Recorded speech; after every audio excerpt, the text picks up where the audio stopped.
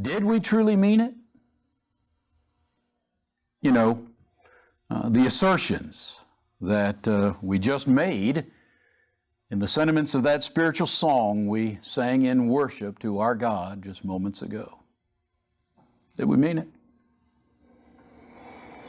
Oh, to be like Thee, blessed Redeemer, this is my constant longing and prayer. Did we mean it? Being like Jesus, does that constitute a primary, persistent yearning in my life? Is that a goal, an ambition, an objective constantly occupying my mind from day to day? Being like Jesus, is that a regular subject of my petitions to God? Is that something I earnestly, fervently pray about each day? Did we mean it? When we asserted, gladly I'll forfeit all of earth's treasures, Jesus, Thy perfect likeness to wear. Does this constant longing, this prayer to be like Jesus, does it possess such a prominent priority in my life that I am willing to forfeit some things? I'm willing to surrender. I'm willing even to sacrifice resources like time and money and energy that I might otherwise use for myself in worldly pursuits. Am I willing to sacrifice those things so that I can make progress toward reflecting His perfect likeness in the life that I live? Did we truly mean it? I trust we did. In fact, the sentiment even expressed in the very title of that song, listen to it, "Oh, to be like Thee." Does that not very succinctly speak to who we are as Christians? Acts 11 and verse 26 explains, and the disciples were called Christians first in Antioch. And so for those of us who self-identify as Christians, you know what we're claiming? We're claiming we are disciples of Jesus Christ.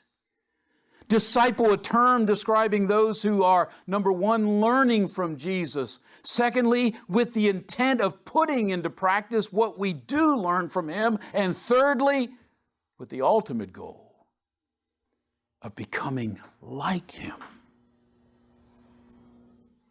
Jesus Himself affirms in Luke 6 and verse 40, the disciple is not above his master, but everyone that is perfect shall be as his master. Maybe this other rendering in a more modern version might be helpful in understanding what exactly Jesus was pointing out there. It reads this way, quote, a disciple is not above his teacher, but everyone, when he is fully trained, will be like his teacher. End of quote. Doesn't that sound like our song? Oh, to be like Thee, blessed Redeemer. Friends, that should be the crowning motto of every Christian as we strive to live true to that glorious name, Christian. But please hear me. That doesn't just happen. Our being like Jesus isn't going to come about without conscientious, diligent, consistent effort.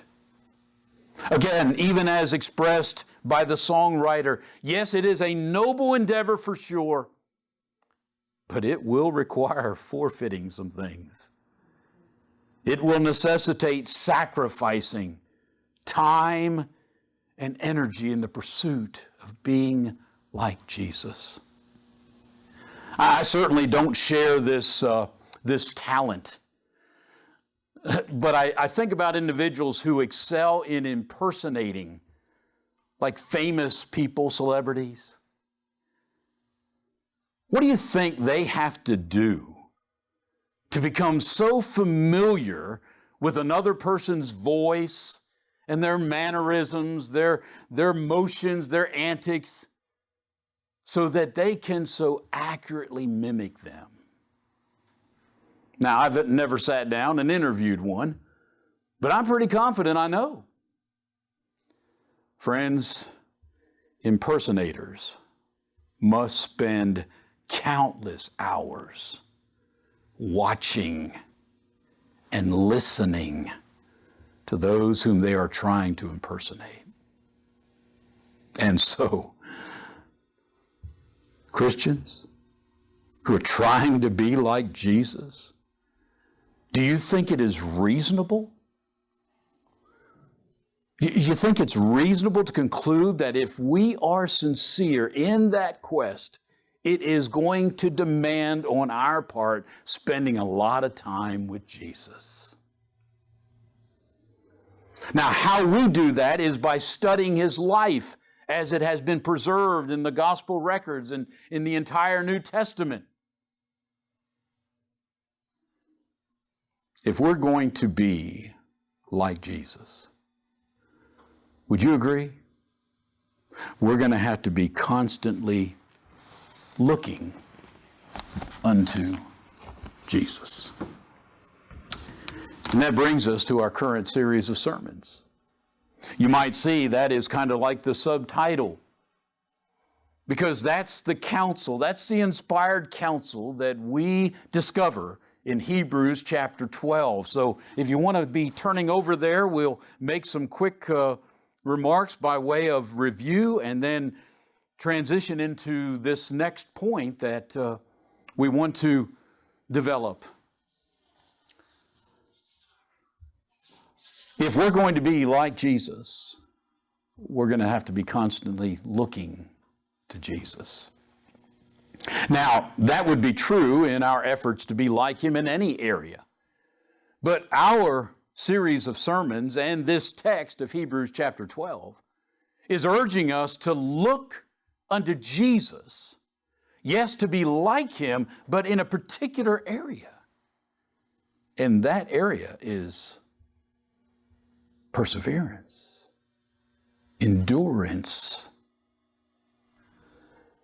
And so as we discover there in verse 1, this is all this counsel, this encouragement, this strategy that is being submitted for our consideration has to do with the imagery of the Christian's life being like a race that we are running. And that's how we began the series, looking at that fitting analogy that we actually find numerous times in the New Testament, that living the Christian life is like running a race. Like an Olympian would run a race. And again, there are so many instructive similarities and parallels that are brought out in Scripture, and we probably could come up with others. But it all pertains to the need to be running this race, but having to endure to the end. And so we submitted running the Christian race is a lot more like a long distance race than it is like a sprint. And as is true of long distance races, even physical races, such as in the Olympics, there's always the threat of falling short, growing weary, suffering an injury, stumbling along the way, unable to get up, growing faint. And so the parallel is so pointed. As we, as runners in the Christian race, as we are striving for the victory to get the crown at the end, we must endure. We must persevere. And that's what this encouragement is all about, because, again, here is a letter, an inspired missive that was written to Hebrew Christians who were on the verge of quitting the race. They were about to abandon the Christian course. And in doing so, there was only one alternative left. 1 Corinthians 9:27, 28, they would be reprobates. They would be disqualified. They would forfeit their crown. And so the inspired penman urges them here to run with patience. The idea of this is endurance, perseverance. Run the race to the end. You have to persevere. You have to endure. But what motivation do they have? What incentive can they find? That's the strategy that is offered there in verse 2. So again, Hebrews 12, verse 1, wherefore seeing we also are compassed about with so great a cloud of witnesses, let us lay aside every weight and the sin which does so easily beset us, and let us run with patience the race that is set before us, looking unto Jesus, the author and finisher of our faith, who for the joy that was set before him endured the cross, despising the shame, and is set down at the right hand of the throne of God. For consider him, Jesus, that endured such contradiction of sinners against himself, lest ye be wearied and faint in your minds. Friends, if we're going to be like Jesus, we're going to have to look to Jesus. And so if we're going to endure and persevere to the end of the Christian race, we're going to have to look to Jesus. That's what he did. He endured. He persevered. We have to look to Jesus. But why is that so indispensable to successfully winning the Christian race? Why does it require on our part keeping our eyes fixed on Jesus if we're going to endure to the finish and be crowned victorious? How will looking to Jesus encourage us to persevere to the end? Those are the answers that we're trying to provide by means of this series of lessons. So the first reason we would submit, this is essential. If we're going to endure to the finish, we must look to Jesus because of who he is. Because of who he is. Now, we began this last week by calling attention to what the inspired penman says concerning who Jesus is. Notice again verse 2, looking unto Jesus, the author and finisher of, notice again, the hour is italicized, it's not there, either faith or the faith. So we talked about the significance of those words. Interestingly, as we pointed out last week, these two terms are only used in identifying Jesus in the New Testament. That certainly has to have some significance. And again, that's one of the reasons we need to look to him.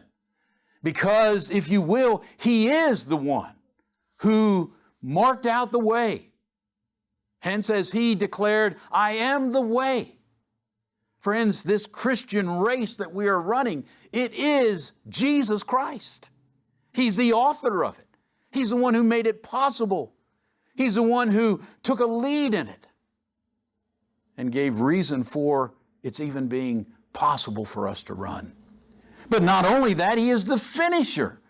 That's one who brings an enterprise to its full and perfect consummation, according to Brother Milligan in his commentary on this verse. And so again, it speaks to the fact Jesus not only set out the course, he not only marked it, he not only made it possible for us to run as contestants in it, but he himself brought it to its fruition. He himself ran his own race, if you will. And he ran it perfectly. And so not only, you see, the author and finisher of that course, making it possible for us, but he also, in finishing it, provides us an example to follow. And so that's why we easily transition to the next point. Who is Jesus? He's not only the author and finisher of the faith or faith, he is the perfect pattern. The perfect pattern. Be turning, if you will, to 1 Peter chapter 2. As you're doing that, I'd like to read this observation from Brother Milligan again in his commentary on, I'm sorry.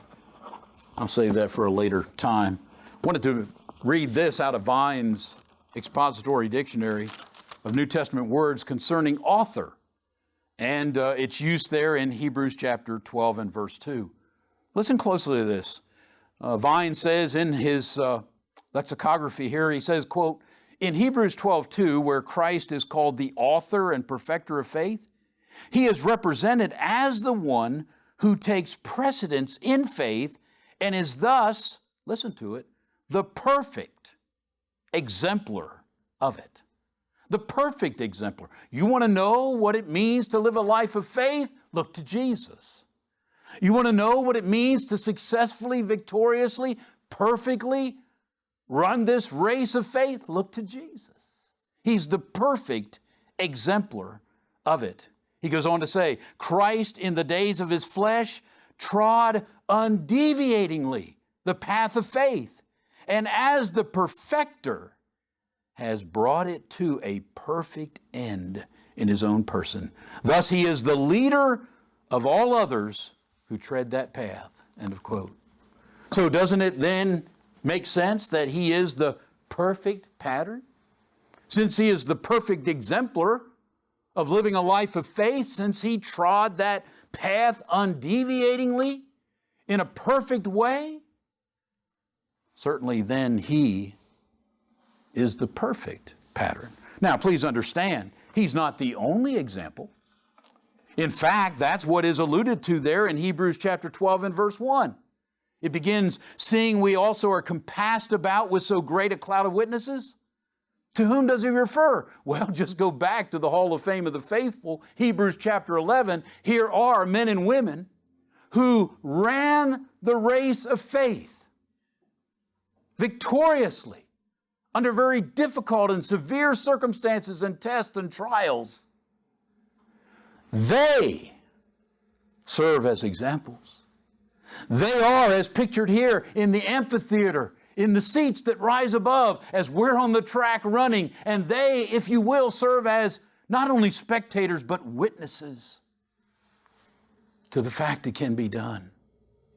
And so certainly they are worthy examples. They deserve our attention. That's why the inspired penman calls the Hebrew saints to remember them. Think about them as you're running, because they've already run and they have won their crown.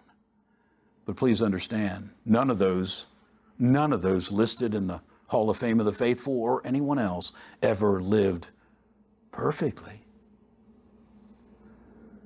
But Jesus did. And so he is unique as our example. He is the perfect pattern. And so again, I invite you to 1 Peter chapter 2, 1 Peter chapter 2, wherein we come to discover that, friends, our very call to follow Jesus infers that he is our example. Look at the language there, 1 Peter chapter 2, we'll pick it up at verse 21. For even hereunto were you called. Obviously, that's alluding to our call by the gospel and to those to whom Peter was writing, their call to the gospel or by the gospel and their obedience to it. In that call, and you remember what it was, Jesus issued it himself while he was here on the earth. Come unto me, all ye that labor and heavy laden. If any man come after me, let him take up his cross and follow me. Let him deny himself, take up his cross and follow me. Even in the call, Peter is saying there is this inference that you're following Jesus. And that's what Peter goes on to say. For even hereunto were you called, because Christ also suffered for us, leaving us an example that you should follow in his steps.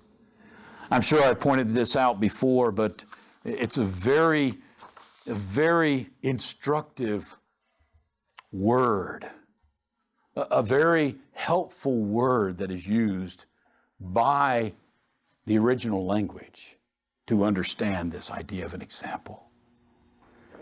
In the Greek, it looks like hupogrammos or hupogrammon. And that's a compound word. The hupo is under. Grammos is to write, like grammar, to write. And so it is literally to write under. Jesus is the perfect copyhead. You remember penmanship? I'm not sure they teach it in school anymore. In fact, Angie, you asked the age of my granddaughter, 14. My mom sent her a card, wrote cursive. I had to interpret. She can't read cursive. They don't learn cursive. But anyway, my point is, we understand from our own experience in grammar school, we understand this idea of copyhead method, copybook method, to learn how to write letters. I understand in the ancient world, it was very similar. Now, they may have done it in a different way. Some have suggested that they would use a clay tablet and use a stylus and put a letter, and then the student was to trace the letter, either with his finger or then as we do. Remember those sheets of paper? Empty, except for the perfect copy at the top. The letter A. And do you remember how terrible our efforts were at the beginning to copy that A? But then as we go down through the page, it keeps getting closer and closer and closer to the perfect A at the top of the page. That's what Jesus is to us. Brother Woods in his commentary says with regards to this term, he says figuratively it is, quote, a pattern or a model for imitation, end of quote. That's what Jesus is for us. He is our perfect pattern. He's that perfect letter at the top of the page that we're trying to imitate. Now here, particularly in this context, and it's very, very significant, but Peter is writing to Christians who would have been in a social status of slaves and servitude. And some of them were suffering unjustly at the hands of harsh and cruel heathen masters, and that tested their faith. And Peter is saying, you need encouragement? Look to Jesus. Remember, you were called to follow in the footsteps of Jesus, and He suffered. He suffered like you unjustly. In fact, it goes on to say, He is without sin, and He suffered. He suffered. How did He respond to such suffering? That's what Peter is urging them to look at Jesus as our example, how we ought to respond to suffering. But once again, doesn't this go back to the analogy of looking to Jesus to endure, to persevere to the end? I'm not sure if you remember, but I alluded to the parable of the soils regarding how this danger of not enduring to the end is a real possibility, and how that Jesus even depicts that possibility in His teaching of the parable of the soils. Remember the stony ground? We read in Mark chapter 4, He says concerning those that were on the stony ground, He says, and these are they likewise which are sown on stony ground, who when they have heard the word immediately receive it with gladness and have no root in themselves, and so, listen to it, they endure but for a time. Now, how long must we endure? We've got to endure to the end. That's what this is all about. Persevere to the end.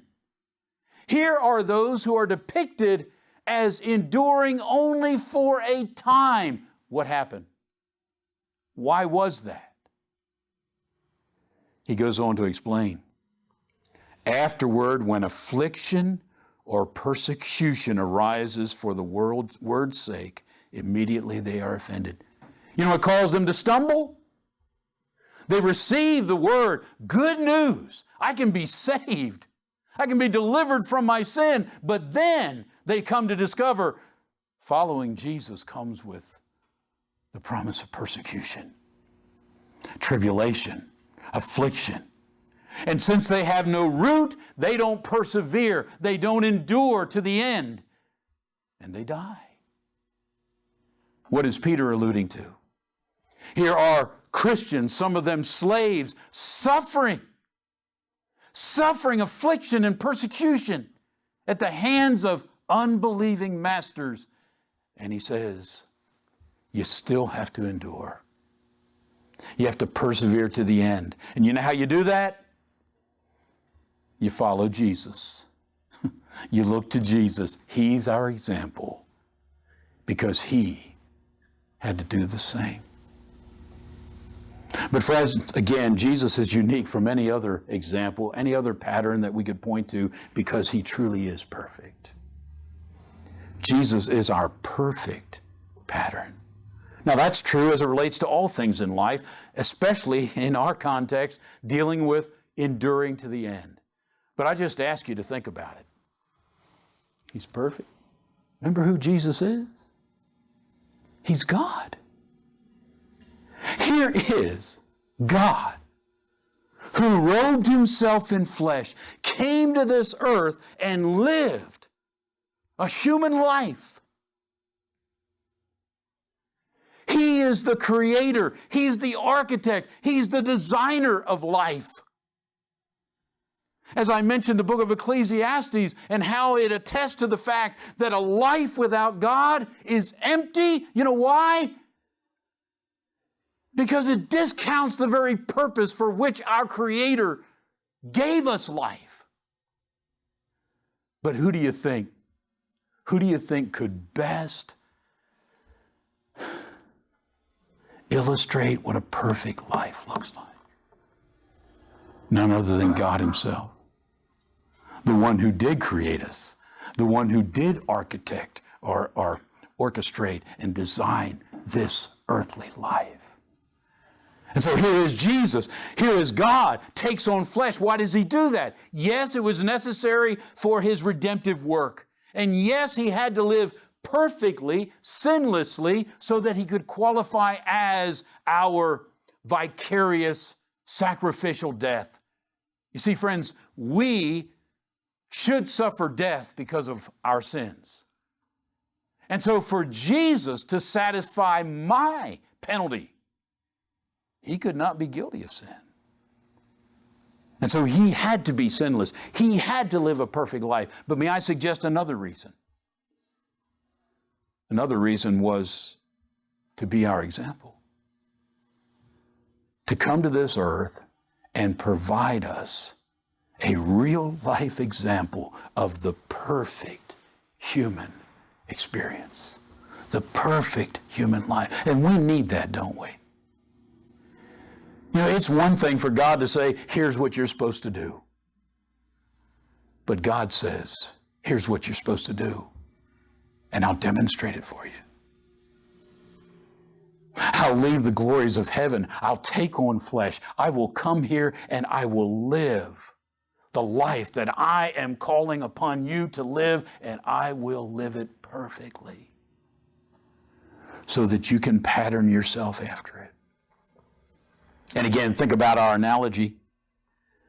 How often in the area of sports do aspiring athletes, quote, idolize a certain sports figure? In fact, again, I don't watch a lot of sports, Ricky, but I have seen this. You know, some particularly excelling athlete, and they'll say, who really inspired you? You know, they're interviewing him. Who did you look to?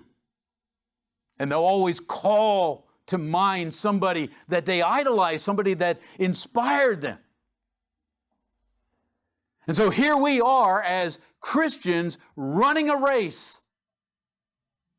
And don't we need someone? Don't we need somebody that we can look to and say, I want to be like him?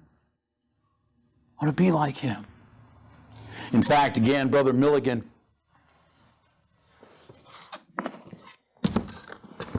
is actually quoting somebody else, but I thought this is so accurate. He says, quote, there is scarce any other provocation to the performance of duty so prevailing with men as the example of such as have performed the same before them with glory and success. That's so true. We really do want somebody that we can point to and say, I want to be like that. I want to be like that. Hence the reason for those in the Hall of Fame of the Faithful. Point to them, look to them. They're examples. They have done it. And they have done it successfully. But sometimes we need to look even beyond them. And that's the counsel. Look to Jesus. Look to Jesus. He is the perfect pattern. And so you want to victoriously run the Christian race? Pattern yourself after the one who designed the course.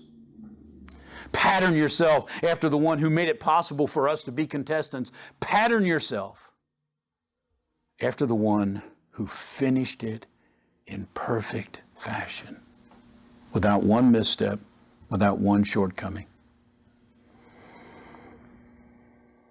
Jesus provided us the perfect pattern for finishing the race. I'm going to very quickly put one up here and ask you to be turning back to the book of Hebrews and turn to chapter 2, please. I hope I spelled that correctly.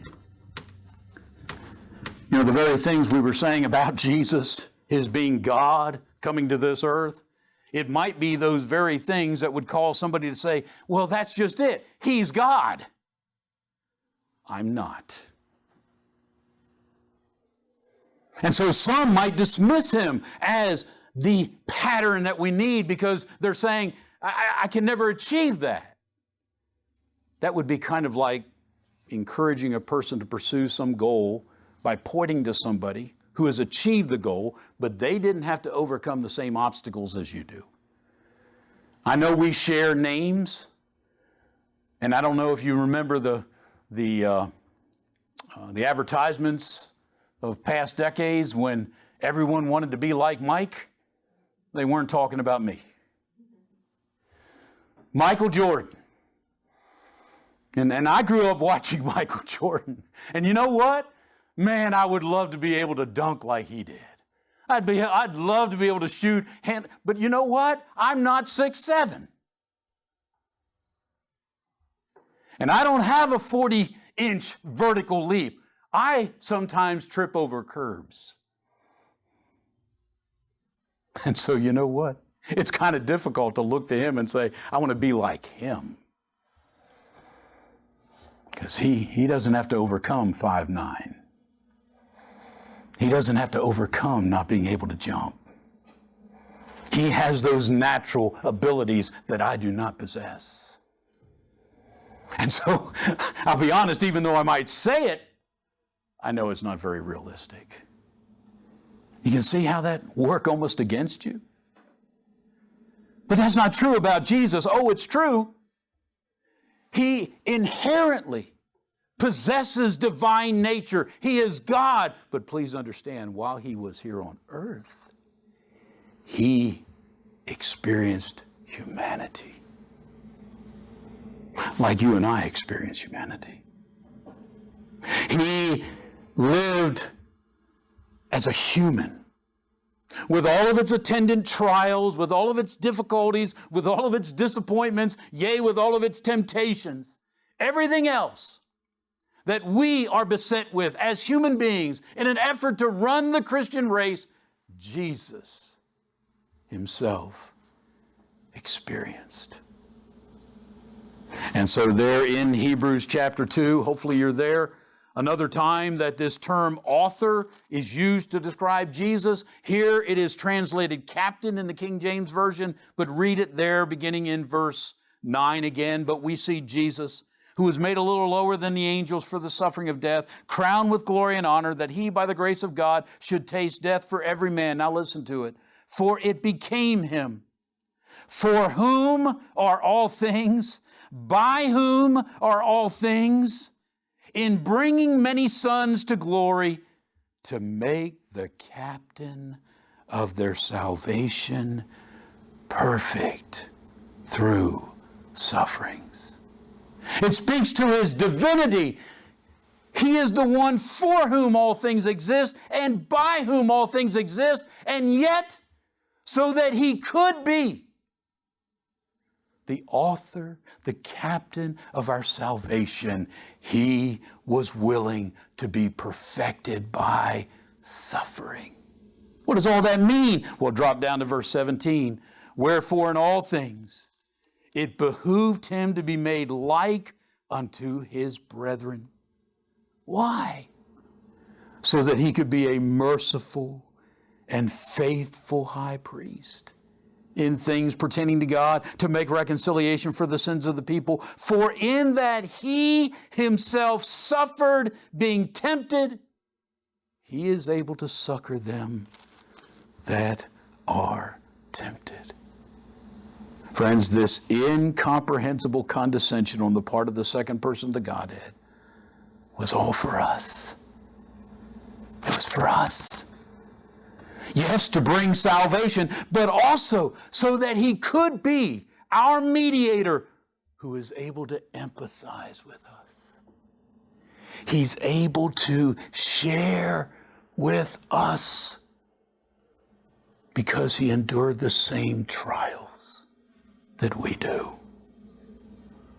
That word merciful is derived from a verb meaning to feel sympathy with the misery of another. Jesus came to this earth and lived like a human being so that he could have empathy with us. And then that word succor. What a great word. We don't use it much anymore. It means to help. And again, the original word is so telling.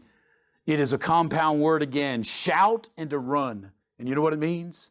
To run to one who cries for help. That's us. Here we are running the Christian race and we see the need for help. Who can we shout to? Who can we call for?